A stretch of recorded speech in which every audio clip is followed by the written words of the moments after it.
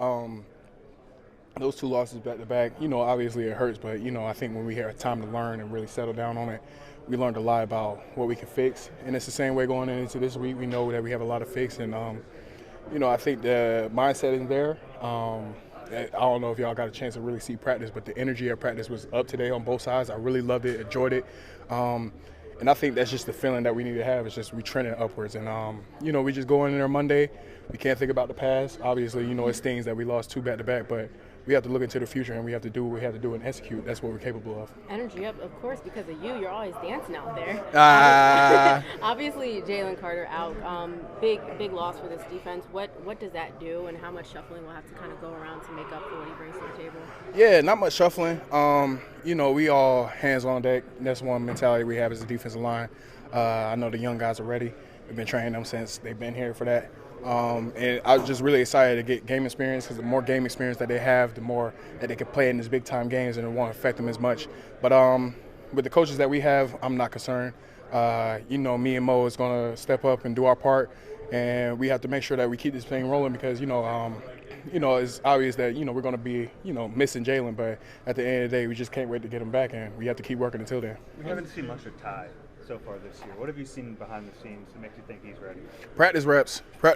Going against the ones, offense, just the reps that he's getting against Landon, against Jordan Mailata, against Cam, all those kind of compound to add up.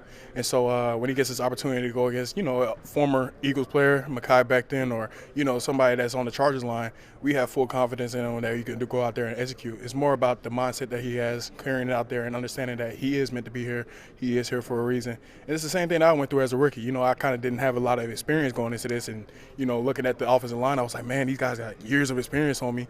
But as time goes on, the more experience that I have and more confidence, execution breeds confidence. And, we just want to make sure that we execute first, and then the confidence comes. What was the messaging this week after, the struggles in running defense against the Bears? What was the messaging from that? Technique. I think the Bears was an eye-opener, and it was kind of like Atlanta last year. Just the things that they're attacking us with and how they're going to attack our defense, because, it's very few and far between that we're going to get, a lot of pressure straight up. It's going to be a lot of side to side. They want to try to take us out of the equation. So, we have to be prepared for that. Not every team is going to play like that. Not every team is going to have a scheme like that. But when we do see those schemes, we have to make sure that we're alert for them. And it's a copycat league. So for what we see this week, we might see next week or the week after that from another team. So it's just really just kind of being mindful and being aware of that, understanding that this is the way that they're trying to attack us. And, when those times come, we have to make sure that we execute and go with the plan. You mentioned Mekhi. I'm sure you'll be lined up over him a few times. What's that familiarity like with him for you? I think about Mekhi as just a person and a player. And, I really miss him dearly. I'm not going to go out there and be like, I hate him or whatever. But, he's a big guy. He's a tall athlete. He has long arms. He's kind of a tackle in a guard spot. So, that kind of throws a wrench in a lot of people's plans. But we just understand that, the type of player that he is, his strengths and weaknesses, and we have to go out there and we have to exploit that. But I have nothing but good things to say about him. That's my dog. Anybody that's been a part of this team or team last year, they're always going to be my dog. And even now, because, those guys are good people. But, at the end of the day, we have a mission to do. We have to go out there and execute. And, we'll give, our handshakes and hugs at the end of the game. Jordan, how does Jalen's absence affect you personally?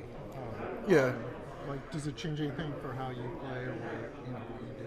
I mean, I know that my role is going to be bigger going into this game. I don't have Jalen to, be right beside me. But at the end of the day, I know he'll be there. You be in attendance. But, it's just kind of different when you got your dog, because I'm some dog. That's my dog. And, it's just I feel a lot more – it's just when we got all hands on deck, I'm at my most complete confidence, because, it's everybody.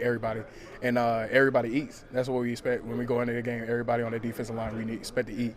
And, just not having them, it's just kind of, it's kind of like a missing piece. You always want to be loaded at every position, but at the end of the day, we have to go out there, we have to stand up for ourselves, and we have to go out there and execute.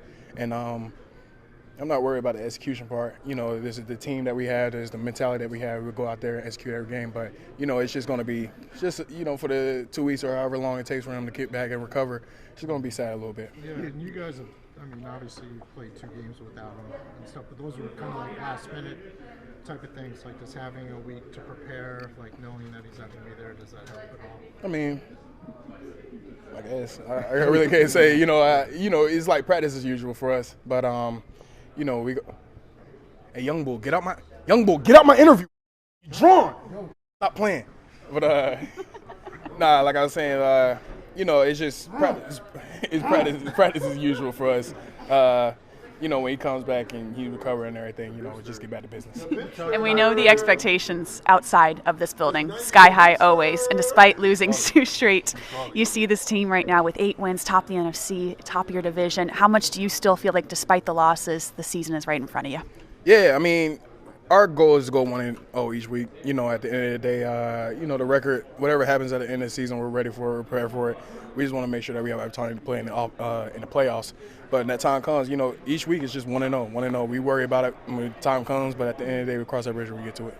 Speaking of Jahad Campbell, the young bull, we were just talking to him about how this rookie year maybe hasn't gone according to plan to him. How have you seen him maybe grow in that adversity?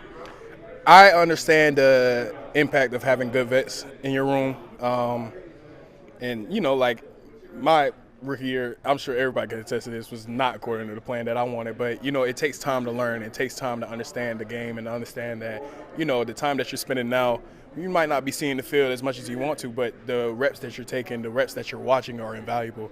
The things that you're learning from the guys like N'Kobe and Zach and even Trotter, those are invaluable. And I understand, and I know he understands that, and I know he's learning, and Coach King's doing an amazing job with him.